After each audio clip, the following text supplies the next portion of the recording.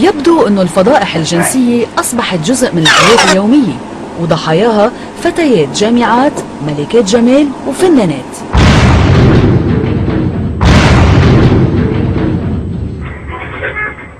فضيحة هزت العالم العربي. فيلم إباحي للمغنية السورية نانا المشهورة بأغنية كلن بدن نانا. الفيلم انتشر من فترة قليلة وانتقل بسرعة قياسية كبيرة بين الشباب بلبنان، وانتقل أيضا إلى مصر ودول الخليج على أجهزة الكمبيوتر والهواتف النقالة. يبقى السؤال: هل الفيلم الجنسي أصبح أسلوب جديد للشهرة والانتشار وكسب المال بطريقة غير شرعية؟ أم أنه الفتاة هي الضحية والشاب هو المروج؟ الشاب الذي كان برفقة الفنانة نانا عندما صوروا هذا الفيلم الإباحي ماذا يقول عن الموضوع؟ كلن بدن نانا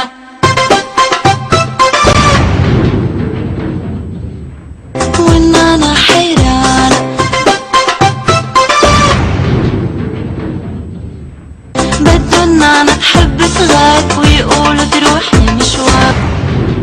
العالم كلها بتعرف مين نانا قبل الفيلم وقبل كلهم بدهم نانا. ما هو السيد طالع وطالع، يعني انا مجرد ما انا معي لو تجوزتها وعملت راهبه خلق هيدي نانا.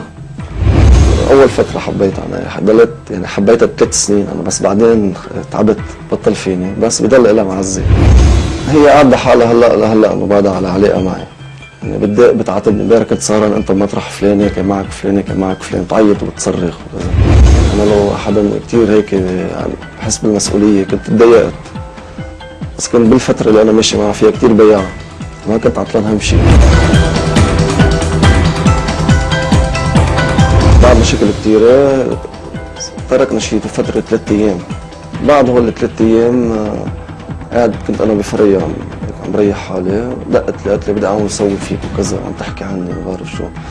طلعت لعندي على فريا، فنحن فوق تصور هذا الشيء، وكانت كل الفكره من قصه الفيلم توصلوا لهيدي البنت يعني منيره، بس انه انا بعدني مع خليل، بعدني اشوف خليل وعم بنام معه بيموت علي وبيموت. صارت بسوريا وبلشت قصه الفيلم، ظهرت لبرا امنت حالها هي، وقتك بطيخ يكسر بعضه. لا ما بعته، اذا في حدا بيقول انه انا بعته اياه يطلع ويقول، مش مشكله، انا بوجه اي حدا بيقول انا بعته اياه للفيلم. اصلا منه فيلم، لو مزبوط كنا ناويين نعمل فيلم كنا عملناه بطريقه ارتب من هيك.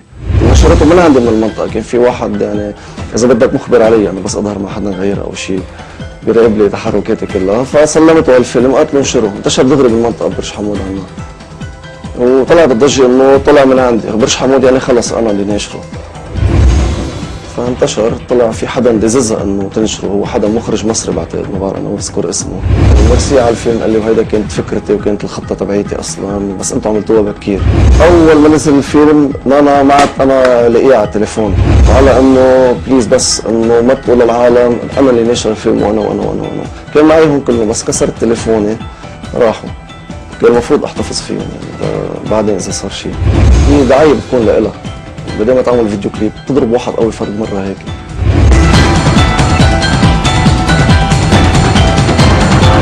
ولا شيء، حتى احساس جنسي ما كان فيه، يعني كنت مش مستوعب فكره انه تصورني، بس اصرت عليه وعرفت انا انه حاخذ مصاري منه يعني، بس تخلص وبتفل انا انه بدها اياه هذا الشيء. ليه كيف ما بعرف. هي قالت لي بدنا نصور يعني بدنا نصور، واذا شيء هلا بس خلص بمحي، شو بدك حقه خيي خذ، بس خلي لي انا بعدك ما راح صاحب، واذا سافرت وهيك يعني بستفيد منه. احلى ما لك كل الليل نقضيها 6 فون يعني.